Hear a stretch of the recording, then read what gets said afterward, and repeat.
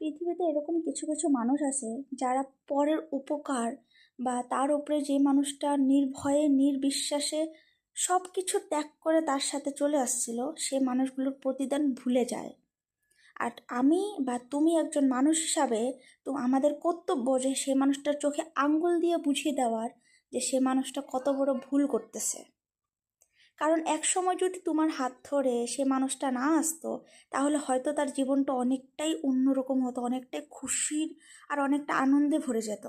কিন্তু সে মানুষটা তখন সে কিছু ভাবেনি, সে শুধু ভাবছিল তোমার কথা।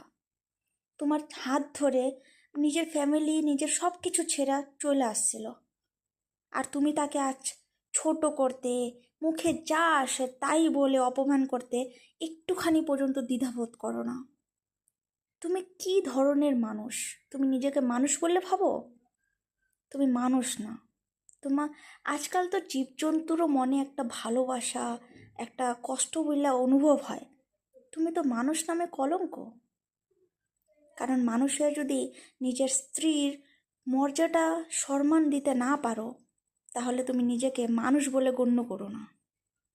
আমি তো ভাবি না এরকম মানুষদের মানুষ বলে, সিরিয়াসলি। তারা ভুলে যায় তারা যে একজন মানুষ। আর যাদের সাথে এরকম হয় আমি তাদেরকে বলছি, তোমরা চুপ করে থাকো না প্লিজ। কারণ দেখো, জীবন একটাই, তোমার ভালো খারাপটা তোমার নিজেকেই দেখতে লাগবে। কেউই তৃতীয় মানুষ এসে তোমাকে বলে যাবে না যে তোমার জীবনটা কিভাবে সুন্দর হবে। মানুষ শুধু খারাপ সময়ে হাততালি দিবে, নিন্দা চর্চা করবে, আর ভালো সময়ে এই ছাড়ো, বাস কিছু না কিছু একটা বলে এড়িয়ে যাব। তোমার ভালো খারাপটা তোমার নিজেই দেখতে লাগবে। এ কথাটা যত তাড়াতাড়ি বুঝতে পারবা তোমার জন্য ভালো হবে। না হলে জীবন শেষ, একদম তেজপাতা। কথাগুলো সত্যি, শুনতে খারাপ হলেও। ভালো থেকো।